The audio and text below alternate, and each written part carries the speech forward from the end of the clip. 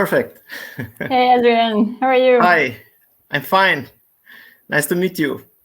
Nice to meet you in person. It's 9 p.m. for you. Yeah, it's okay. Okay. You're in Bucharest? Yeah. Okay. And I would like to welcome also the audience and tell them that they can ask you questions. They can use the chat or the Q&A tab. I really want them to do that because you have a very, very interesting story and a lot of experience to share with them. While we wait for the questions, I will ask you some questions that I would think that they are useful for our audience. For example, you made the jump from a senior position in a corporation to an entrepreneur. And what would be the best moment to do that, to do this jump? What's the feeling that you have when you know you have to go from a corporation and start a company? I had the hardest time waking up out of bed to go to work. I just couldn't do it. I had a pit in my stomach. I felt like I had these giant weights on my feet. I felt it was just painful to go to work, and it shouldn't, right? You should have fun because you should work on things that you're passionate about. And the funny thing is that I was working on impactful things. I was working on all sorts of cool products and in very interesting industries like education and healthcare. So you'd think that there's no reason to be so afraid of, but it was reaching a point where I was not using the skills that I loved using. I was getting to be somebody else, and that somebody else I did not like seeing in the mirror anymore. So it was just, it reached the tipping point. It was the end of it. But you basically worked and at least received feedback from Steve Jobs himself. So what have you learned from that experience? So I really appreciated every single moment that I took as part of my journey in corporations. So I don't regret any of it. I would have not done it any other way, because without that experience, I would have not been the person that I am right now. It gave me the perspective of having some reality check when you feel that some people are so far away. You feel that certain goals are unachievable because you never get the chance to talk to them. You only see them on a screen sometimes. You might see pictures with them, but you might not think that they're real. But for me, things were becoming real. These people were producing mobile apps. They were doing amazing things on with digital, and I thought, shit, I can do this. So it gave me the courage by just the fact of proximity.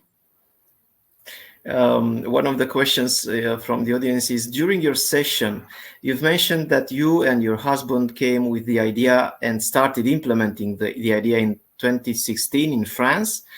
Could you tell us about your journey until there?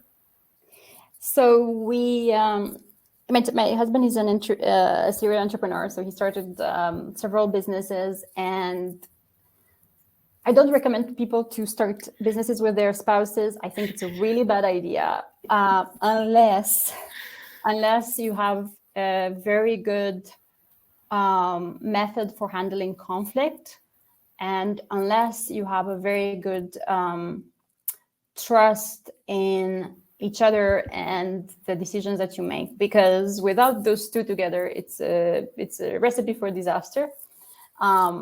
We were lucky because we started working together. So we had the working relationship and we had that trust from there. The resolution handling is a work in progress. We still do Google Docs where we disagree with each other on simple things as giving chocolate to our toddler or not.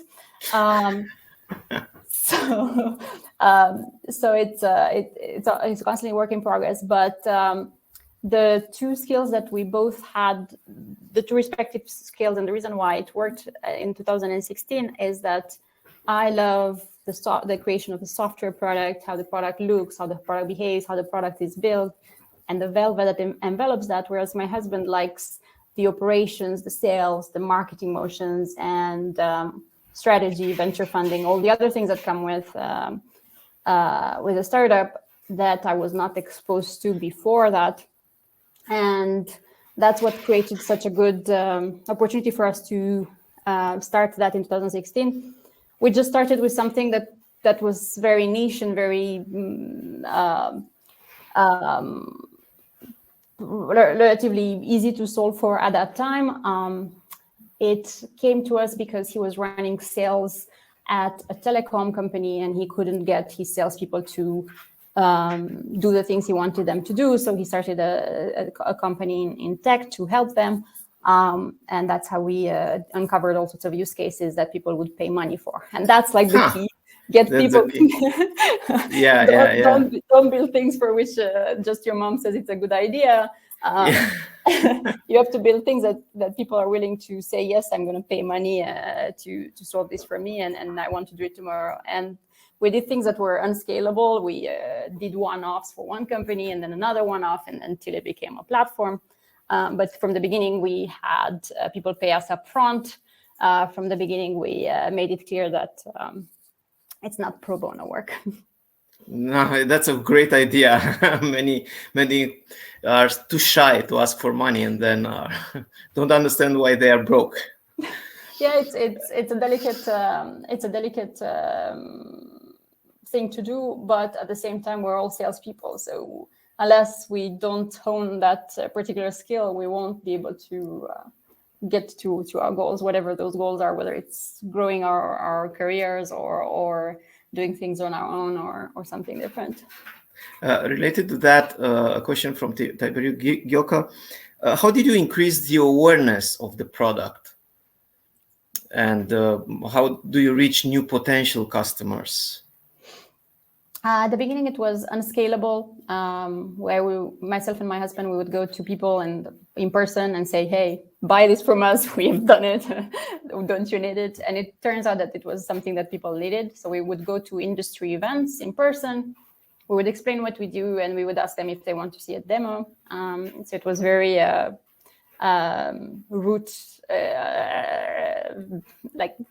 brute force. And then we, like I mentioned in my presentation, we went to the key influencers in our industry to force them to use us, not force them, but give them the opportunity. And from there, they would talk about us, and that's how the awareness spread. We had not spent any marketing dollars until very recently when we got funding. So a lot of energy in the early stages just to make people aware of your product. Another question from Andrea Manolake is, hi, Alina, I was wondering what were the main things that changed for Chili Piper and for you after receiving the first investment in 2017? So like I mentioned, as soon as we received the venture funding, we started spending it on marketing. We were hesitant to take any funding at that time because we felt that, not because we were diluting our shares, but because we felt that it would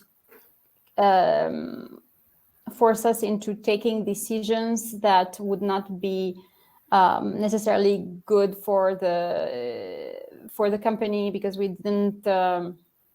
We got used to spending so little money, for instance, on things and being so economical and so frugal that we were afraid, okay, when we get all this money, what if we make bad decisions? We all of a sudden start spending money on ads or God knows what.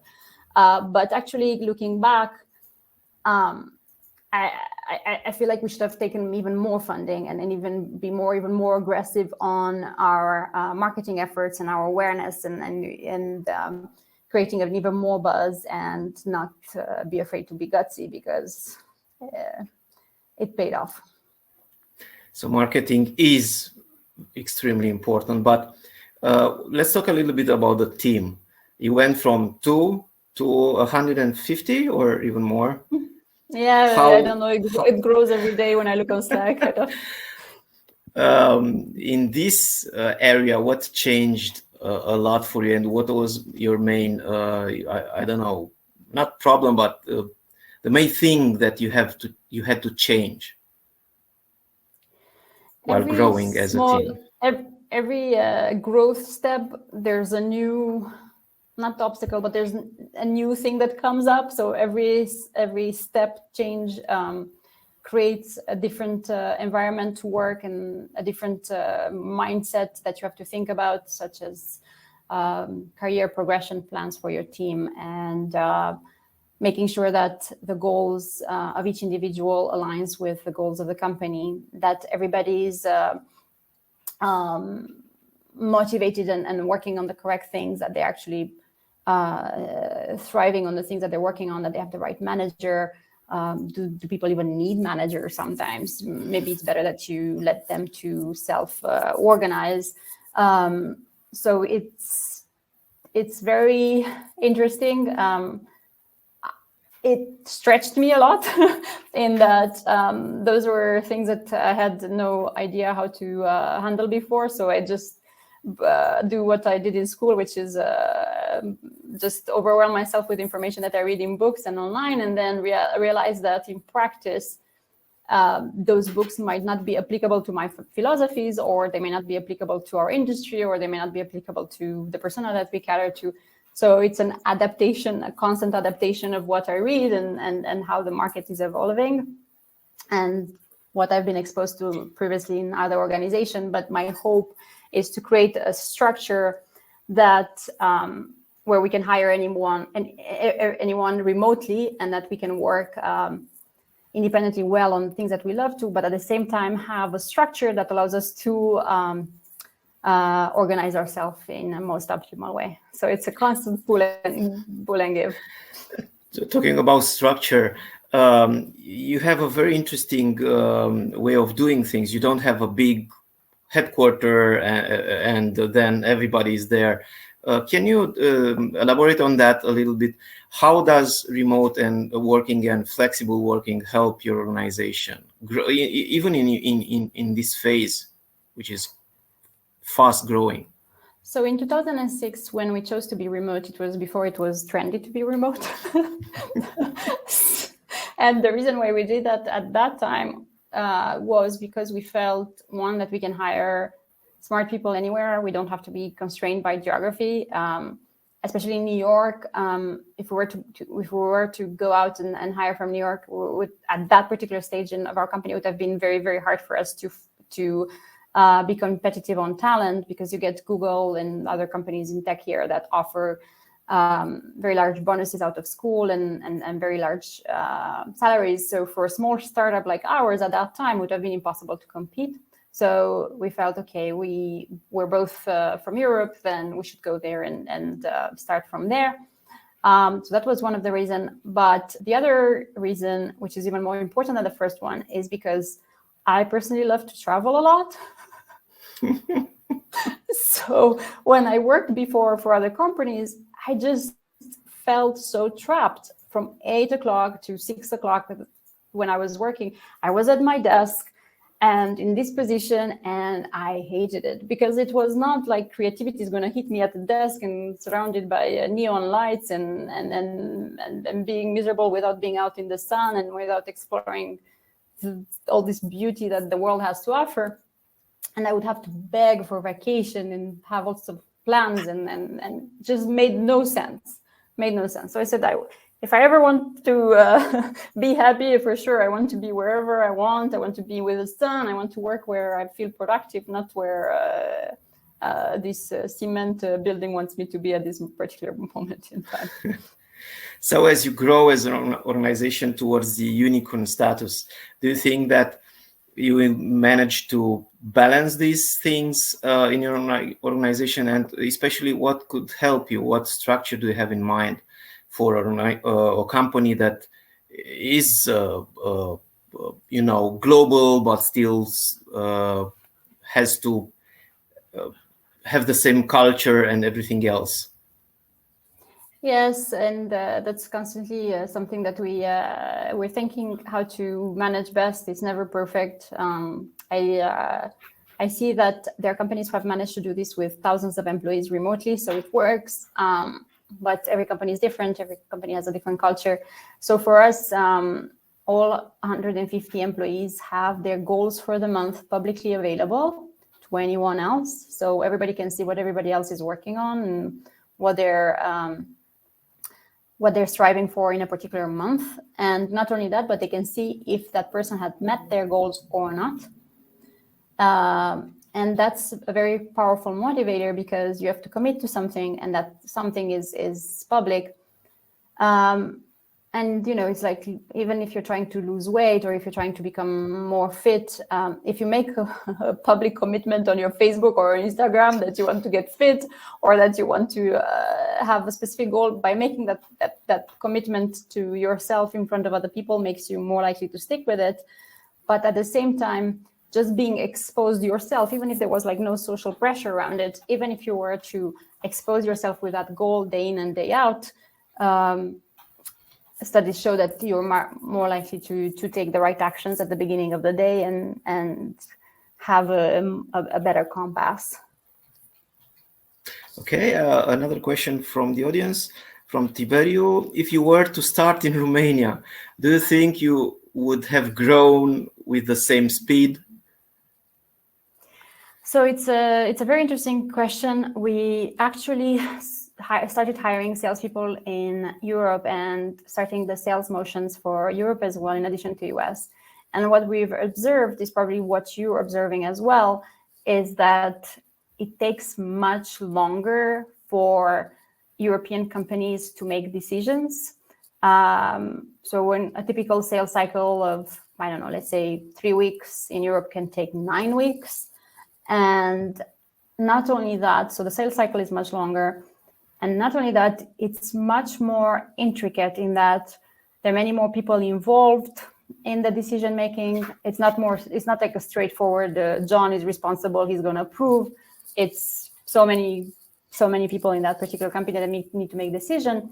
And the third reason why it's harder for us is because in general, companies in Europe are much more reluctant to spend money on software that optimizes their operations. For some reason, there's this ingrained cultural thing that you just hire people to do that. And they hire armies of people to look at the form and see who should talk to that person and should talk to that person. And it's a boring job for the person who does it and for people who do this manual work. But it's a cultural thing that in general European companies don't spend on tech. I'm sure that will change slowly because things have changed in the US in a couple of years. So to put a short answer on that is no. With what we're doing, if I would have started in Romania, I would have probably gone nowhere. But it doesn't mean that starting in a different industry or other possibilities don't exist in Romania. It's just our particular persona and our particular target companies. Things have very different in Europe. And it's not only Romania, it's France, it's Germany, it's everywhere. I still have 2 more questions if the audience doesn't have another questions. Now, most of us dream to be in the exact moment that you're in now, with a successful startup that's becoming a full-blown company with its founder in the spotlight. Is it as fun as it seems? No, it's more fun than it seems. Oh, it's okay. But it depends on personality, because I can see that it's not for everybody. It's very, it can be very intense in that you get a lot of high impact decisions that you make, and you get bombarded with all sorts of very, very hard problems. People who come to you with lawsuits, people who come to you with IP infringements and so many things, and contractual things that I've never been part of. I don't mean in a complaining way. It's just that it's a reality of growing a business, is that you get a lot of hard things thrown at you, and it can be very intense. So it's not for everybody. However, the polar opposite to that is that you get to do a lot of impactful things that are positive. Like for us, we are partnering now with a company that gives tech to refugees in Afghanistan, and we do some other much more impactful things. I get to talk to you. I get to talk to all sorts of interesting people, and that exposure makes me a better human. And it's, I mean, it can't be more exciting than getting a better human out of myself. So yes, it's much more fun than it looks like, but at the same time, I don't think a lot of people would be happy in handling some of the things that we're getting thrown at. Yeah, and especially being in the spotlight. And my last question is, on what are you focusing right now as your company grows so fast? What's your main focus? My main focus remains the product. I want to make sure that we have the best possible product. Without it, we would have no company, we would have no employees, we would have no revenue, we would have no investors, nothing. So it remains product for me. And then at the same time, making sure that we keep our DNA in having fun and hiring people that love what they do, even if it means that we're more of us. Yeah. Okay. Thank you very much for your time, and I really hope to see very soon Chili Piper reaching unicorn status. And I'm sure that if we talk again in a couple of years, you will have at least as much fun as you are having right now. I hope so. That's the point. And for sure, we'll break the news hopefully very, very soon on the unicorn status. I'd be so excited to go on the UI path that they went on. Okay. Have Thank fun. you, Adrian. Bye. Thank you, everybody.